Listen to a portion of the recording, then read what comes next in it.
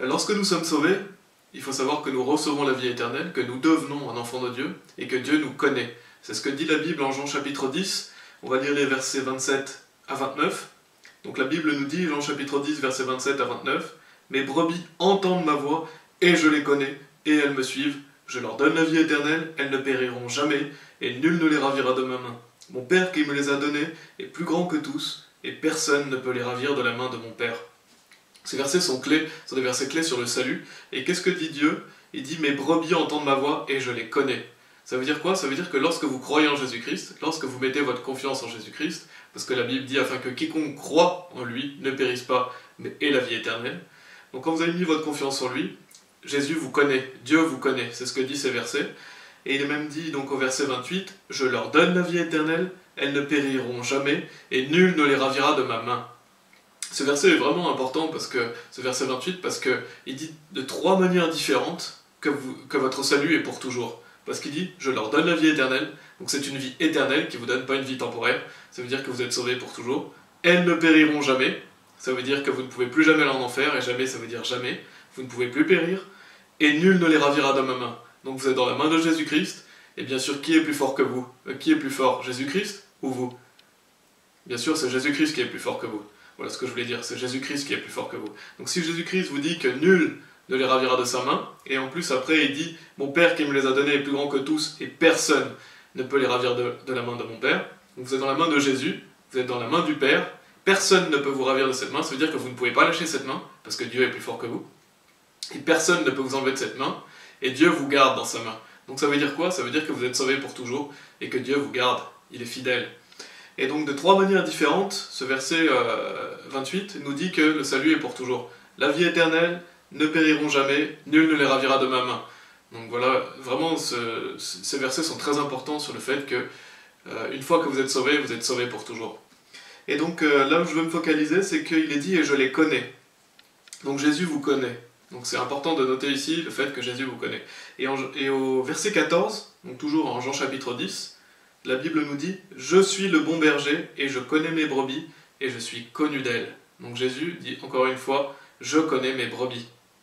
Donc qui montre clairement que lorsque vous êtes son enfant, lorsque vous êtes un enfant de Dieu, lorsque vous avez cru en Jésus-Christ, vous êtes connu de Dieu.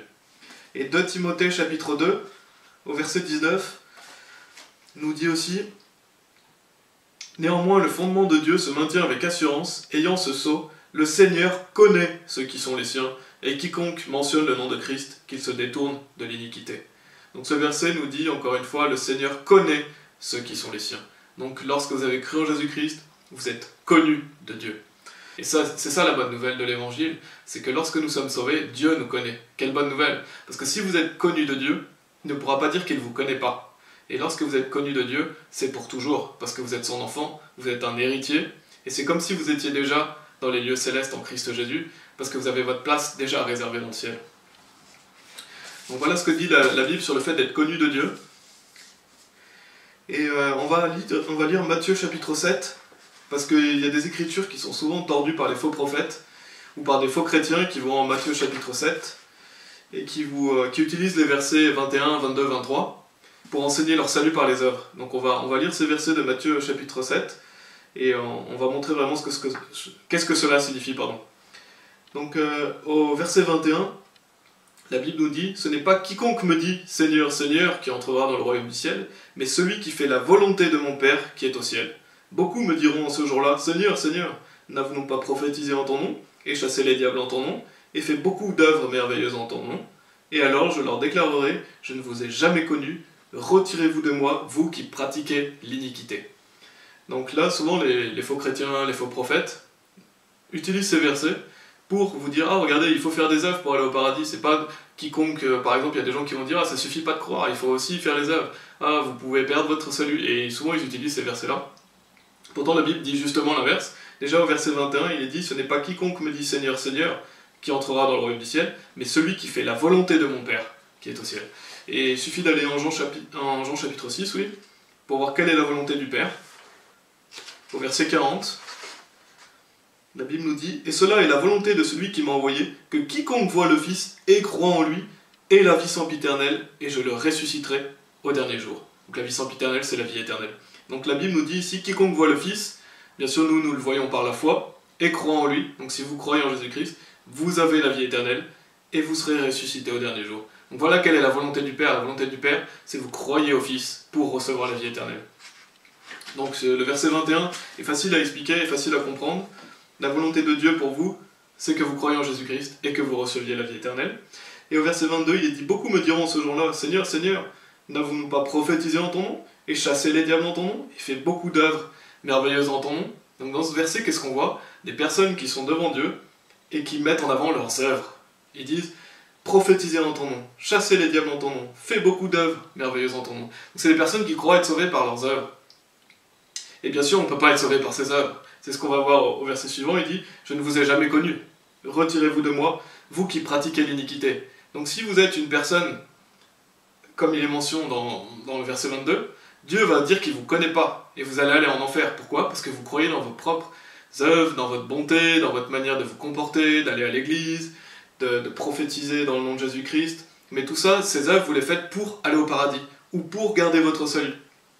Toutes les personnes qui croient en un salut par les œuvres, que ce soit des personnes qui croient qu'il faut croire plus, faire des bonnes œuvres, des personnes qui croient qu'il faut faire voilà, toutes sortes de bonnes œuvres pour aller au paradis, des personnes qui croient qu'il faut continuer et persévérer jusqu'à la fin, sinon on peut perdre le salut, des personnes qui disent qu'il faut faire des œuvres pour garder le salut, bah, toutes ces personnes sont comprises dans ce verset 22, parce que c'est des personnes qui mettent leur foi dans leurs œuvres. Et qu'est-ce que va dire Dieu? Je ne vous ai jamais connu. Parce que c'est des personnes qui n'ont jamais cru en Jésus-Christ réellement. Parce que si vous avez vraiment cru en Jésus-Christ, si vous avez mis votre confiance en Jésus-Christ, et ben vous savez que Dieu vous a donné la vie éternelle, et vous êtes sauvés pour toujours, parce que c'est ce que dit la Bible, et d'ailleurs on l'a vu en Jean chapitre 10, au verset 28, que « Et je leur donne la vie éternelle, elles ne périront jamais, et nul ne les ravira de ma main. » Donc, vous ne pouvez pas périr si vous avez vraiment cru en Jésus-Christ. Si vous avez mis votre confiance en Jésus-Christ, vous ne pouvez pas périr, vous avez la vie éternelle, et personne ne peut vous enlever de la main de Dieu, ça veut dire que vous êtes sauvés pour toujours. Et en plus, le verset d'avant, au verset 27, Dieu dit qu'il vous connaît. Donc on va justement faire le lien avec le verset 23 ici.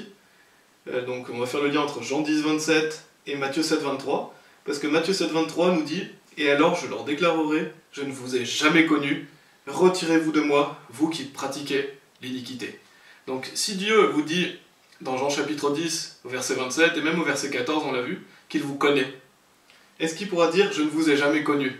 C'est impossible.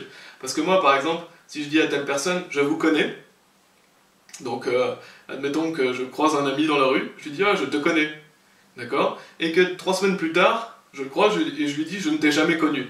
Ce serait un mensonge, parce que je lui ai déjà dit que je le connaissais déjà en plus, et je lui ai dit que je le connaissais. Donc si Dieu il vous dit « Je vous connais », et donc il vous connaît, et que dans le futur il dit « Ah, je ne vous ai jamais connu », ben, ce serait un mensonge. Or Dieu ne peut pas mentir.